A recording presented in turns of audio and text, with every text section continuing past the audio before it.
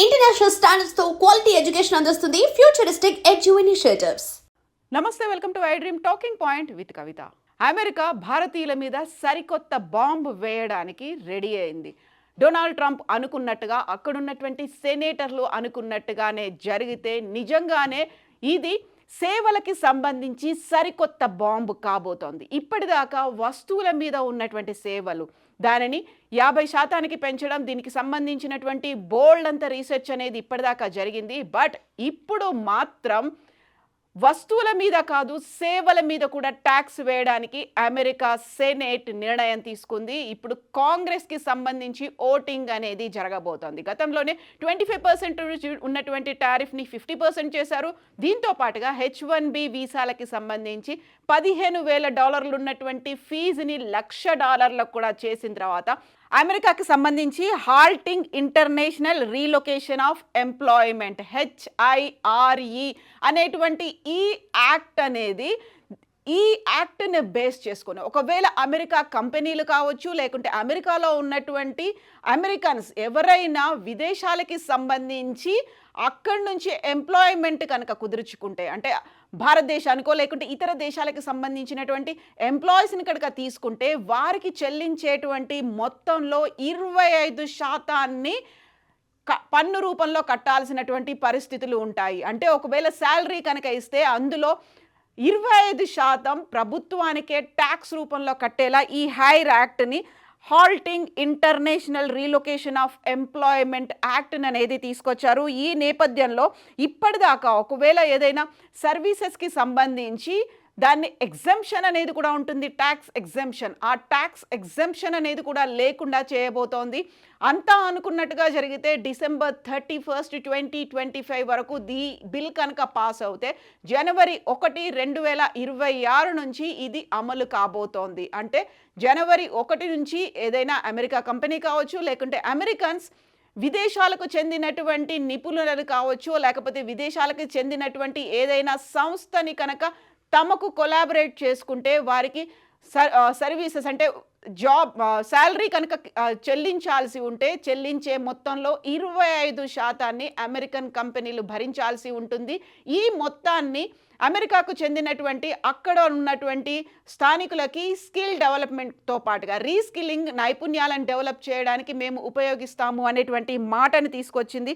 అమెరికాలో ఉన్నటువంటి కళాశాలల గ్రాడ్యుయేట్లను కెరీర్ ప్రారంభించడానికి ఇబ్బంది పడుతున్నారు, వారికి సంబంధించి మేము దీన్ని హెల్ప్ చేయబోతున్నాము అనేటువంటి మాటని ఈ హైర్ యాక్ట్ అనేది చెప్పబోతోంది. సో ఇప్పటిదాకా ఉన్నటువంటి ఖర్చులకు పన్ను మినహాయింపులను ఈ హైర్ యాక్ట్ అనేది నిరోధించబోతోంది. దీంతో డొమెస్టిక్ వర్క్ ఫోర్స్ ఫండ్గా ఏదైతే 25% అమౌంట్ని ట్యాక్స్ రూపంలో కలెక్ట్ చేస్తున్నారో డొమెస్టిక్ వర్క్ ఫోర్స్ ఫండ్గా దాన్ని మారుస్తారు. అక్కడ ఉన్నటువంటి అమెరికన్లకు సంబంధించి వర్క్ ఫోర్స్ని బలోపేతం చేయడంతో పాటుగా అప్రెంటిస్షిప్ కోసం కూడా దీన్ని ఉపయోగిస్తారు. దానికి కావలసినటువంటి ప్రోగ్రాంలను డెవలప్ చేయడానికి, ఆర్థిక సహాయం కోసం దీన్ని ఉపయోగిస్తున్నట్టుగా అనౌన్స్ చేశారు.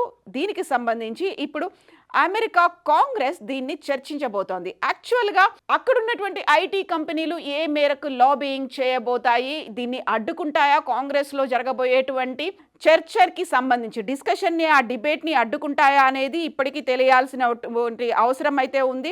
సెనేటర్ బెర్నీ మొరినో ఈ బిల్లునైతే ప్రవేశపెట్టారు. 20% ఎక్సైజ్ పన్నుని ఇది ప్రతిపాదించబోతోంది. సంబంధిత పన్నుని ఇప్పటిదాకా ఉన్నటువంటి దాన్ని నిరాకరిస్తుంది.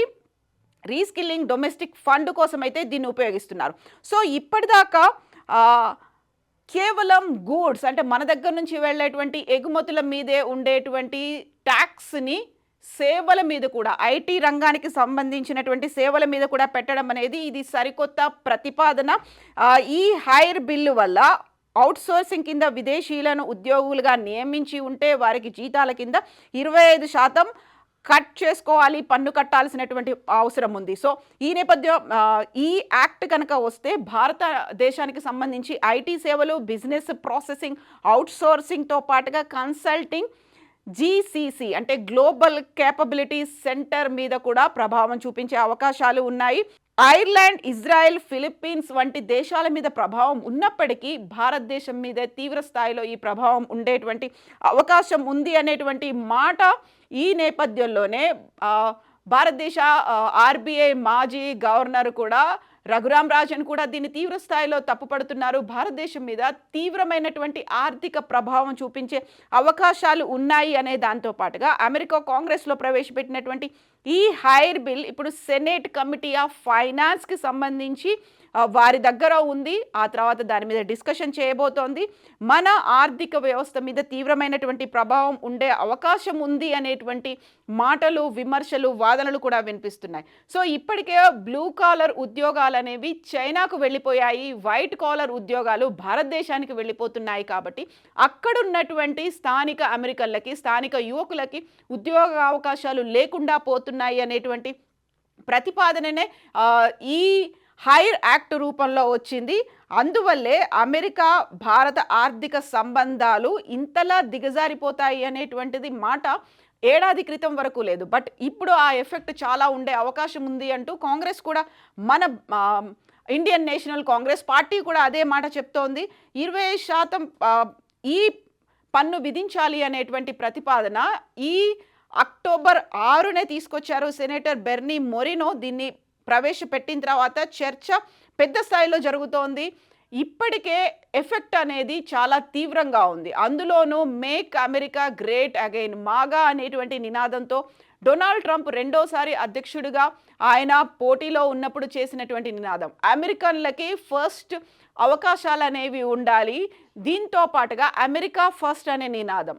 మిగతా దేశాలకు చెందినటువంటి వాళ్ళు అక్కడున్నటువంటి వర్క్ ఫోర్స్ను ఆక్రమించుకున్నారు, అక్కడున్నటువంటి నేటివ్ అమెరికన్లకి ఉద్యోగాలు లేవు అనేటువంటి మాట ఉంది. కాబట్టి ఇది సరికొత్త బాంబుగా అభివర్ణిస్తున్నారు. ఎట్ ద సేమ్ టైం ఇక రఘురామ్ రాజన్ కూడా చెప్తున్నటువంటి మాటని బట్టి చూస్తే, సో H1B వీసాకి సంబంధించి ఇప్పటికే అది ఒక భారంగా పరిణమిస్తుంది అని భావిస్తున్నటువంటి తరుణంలో ఒకవేళ $15,000 నుంచి $1,00,000 ఇక్కడ నుంచి H1B వీసా మీద వెళ్ళేటువంటి ఉద్యోగుల మీద పడుతుంది, లేకపోతే అక్కడ ఎవరైతే పిలిపించుకుంటున్నారో వారి మీద భారం పడుతుంది అనుకుంటే, అంతకు మించినటువంటి భారంగా ఈ హైర్ యాక్ట్ వస్తున్నటువంటి ఈ ఆర్థిక భారం అనేది తలకు మించినట్టుగా ఉండబోతోంది అనేటువంటి మాట అయితే వినిపిస్తోంది. ఈ నేపథ్యంలోనే ఆర్బీఐ మాజీ గవర్నర్ రఘురామ్ రాజన్ చెప్పిన దాన్ని బట్టి చూస్తే, అమెరికా కాంగ్రెస్ చర్చిస్తున్న హైర్ యాక్ట్ అవుట్ సోర్సింగ్ పన్నులను వేయాలనుకుంటోంది. అది ఎలా అమలవుతుందో ఇప్పటికైతే స్పష్టత లేదు. కానీ వస్తువుల నుంచి సేవలకు, సేవల నుంచి H1B వీసాకు ఈ మార్గంలో వెళ్తున్నటువంటి అమెరికాకు వెళ్తున్న భారతీయ నిపుణుల మీద ఈ ప్రభావం తీవ్ర స్థాయిలో ఉండబోతోంది అనేటువంటి మాట. సో అమెరికా కంపెనీలకు, విదేశీ వ్యక్తులకి 20% ఎక్సైజ్ ట్యాక్స్ అనేది అక్కడున్నటువంటి అమెరికన్లకి లాభిస్తుందేమో, కానీ మన మీద మాత్రం ఎఫెక్ట్ చూపిస్తుంది. అక్కడున్నటువంటి అమెరికన్లకి రీస్కిల్లింగ్, శిక్షణ, ఉద్యోగ అభివృద్ధి కార్యక్రమాల కోసం దీన్ని ఉపయోగించబోతున్నప్పటికీ మన దగ్గర ఉన్నటువంటి సేవా రంగాలకి సంబంధించి ఎఫెక్ట్ చూపించే అవకాశం ఉంది. కాబట్టి దాని మీద లాబింగ్ అనేది తీవ్ర స్థాయిలో ఉండబోతోందా, ఏం జరగబోతోంది అనేది అయితే చర్చ ఉంది. బట్ మనం మాత్రం అదర్ మార్కెట్స్ని చూసుకోవాల్సినటువంటి పరిస్థితులు వచ్చాయి అనేది. ఎలా అయితే గూడ్స్కి సంబంధించి ఇక్కడి నుంచి ఎగుమతి అవుతున్నటువంటి వస్తువులకి సంబంధించి అదర్ మార్కెట్ని, ఇతర కంట్రీలని, ఆల్టర్నేట్ మార్కెట్స్ని వెతుక్కున్నట్టుగానే సర్వీసెస్కి సంబంధించి కూడా ఏషియన్ కంట్రీస్ లేకుంటే యూరోపియన్ కంట్రీస్ మీద ఇప్పుడు మళ్ళీ దృష్టి సారించాల్సినటువంటి అవసరం ఉంది అనే మాటతో పాటుగా, భారతదేశానికి సంబంధించి అమెరికా మార్కెట్లో భారత ఐటీ ఎగుమతుల్లో 70% వాటా కలిగి ఉన్నాయి. ఇప్పటికే అమెరికా అనేది మన భారతదేశం మీద 50% టారిఫ్లను విధించింది. అదే చైనా మీద 47% మాత్రమే టారిఫ్లు ఉన్నాయి. ఒకవేళ ఇదే కనుక కంటిన్యూ అవుతాయి, దీన్ని కనుక ఆమోదిస్తే మాత్రం భారత సప్లై చైన్ మీద తీవ్రమైనటువంటి ప్రభావం ఉండే అవకాశం ఉంది అనేది రఘురామ్ రాజన్ చెప్పినటువంటి మాట. భారత్ తక్షణమే తన టారిఫ్లను తగ్గించుకునే ప్రయత్నం చేయాలి. ముఖ్యంగా ఇప్పుడు ఏదైతే సర్వీసెస్ ఉన్నాయో ఆధారిత పరిశ్రమ లేదా ఎఫెక్ట్ కలవకుండా చూడాలి అనేటువంటి మాటని. సో ఆల్రెడీ H1B వీసాలకి సంబంధించి అక్కడ ఉద్యోగాలు చేస్తున్న వాళ్ళు, లేకుంటే స్టెమ్ కోర్సులను అభ్యసిస్తున్న వాళ్ళకైతే H1B వీసా ఆటోమేటిక్గా వచ్చేటువంటి ఫెసిలిటీ ఉంది. అందులో కొన్ని సడలింపులు కూడా ఉన్నాయి. కాబట్టి ఇప్పుడు మనం ఆల్టర్నేట్ మార్కెట్స్ని వెతుక్కోవాల్సినటువంటి అవసరం ఉంది అనేటువంటి మాట. మైక్రోసాఫ్ట్ వంటి కంపెనీలు H1B వీసాల ద్వారా అమెరికాలో ఉన్నటువంటి ఉద్యోగులకి సంబంధించి భారత్లో తమ సెంటర్లను నియమించుకునే అవకాశం ఉంది. యాక్చువల్గా ఇక్కడ హైబ్రిడ్ మోడ్ అనేది మనం కరోనా టైంలో చూసాము. అలా కాకుండా ఇప్పుడు అక్కడ ఉన్నటువంటి అమెరికాలో ఉన్నటువంటి కంపెనీలు ఇక్కడ ఉన్నటువంటి ఎంప్లాయీస్తోనే వర్క్ చేయించుకునేటువంటి ఫెసిలిటీ వస్తుంది. మైక్రోసాఫ్ట్ వంటి కంపెనీలు H1B వీసాల ద్వారా కాకుండా ఉద్యోగులను అమెరికాలో కాకుండా కేవలం భారతదేశం నుంచే వర్క్ చేయించుకునేలా అదొకటి ఫెసిలిటీ అనేది ఉండబోతోంది. లేకపోతే మనం ఆల్టర్నేట్ మార్కెట్ చూపించుకోవాలి. లేకపోతే భారత ఆర్థిక వ్యవస్థ మీద విపరీతమైనటువంటి ప్రభావం ఉండే అవకాశం ఉంది అనేది నిపుణుల నుంచి వస్తున్నటువంటి మాట.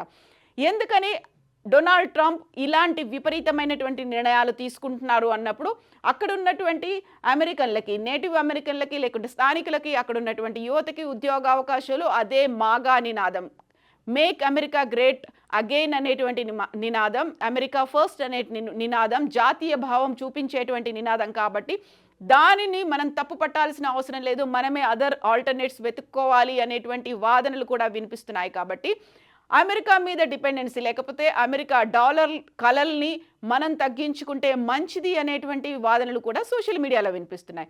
మీరేమనుకుంటున్నారో కామెంట్స్ రూపంలో తెలియచేయండి.